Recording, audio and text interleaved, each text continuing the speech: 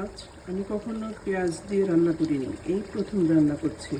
এটার মধ্যে শুকনো মরিচের গুঁড়ো দিয়েছি, হলুদ দিয়েছি, লবণ দিয়েছি, কুচনো পেঁয়াজ দিয়েছি, তারপরে পেঁয়াজ বাটা দিয়েছি, আর এগুলো কষানোর পরে একটু আদা বাটা দিয়েছি, আর কাঁচা মাছগুলো দিয়ে ঢেকে রেখেছিলাম।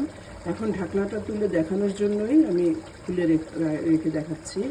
তো আমরা সাধারণত ইলিশ মাছ সরিষা বাটা দিয়ে, কালো জিরা বাটা দিয়ে, মানে পেঁয়াজ ছাড়া খাই। এই প্রথম চারিদিকে ইউটিউবে দেখতে দেখতে হঠাৎ মনে হলো ঠিক আছে আজকে আমি করি, তো দেখি কেমন লাগে, তো খেলে পরে বলতে পারবো। আর এদিকে আমার মাংস হচ্ছে, এটার মধ্যে সরিষার তেল দিয়ে পেঁয়াজ, রসুন, আদা বাটা, জিরের গুঁড়ো, মরিচের গুঁড়ো, হলুদের গুঁড়ো, লবণ, এলাচি, দারচিনি, তেজপাতা, লবঙ্গ, গোলমরিচ সব কিছু দিয়ে মেখে প্রায় আমি 4-5 ঘন্টা রেখে দিয়েছি। তারপরে চুলোতে বসিয়ে দিয়েছি। এটা পুরো সরিষার তেলে রান্না হবে। এই হচ্ছে আমার আজকের রান্নার মেনু। এখন ভাবতে পারেন এত বড় চচড়ানে এত মাংস, এই মাংসটা একটু আমি কী বলবো, একটু বাইরে আমি পাঠাবো, সেই জন্য একটু বড় প্যানে বসিয়েছি।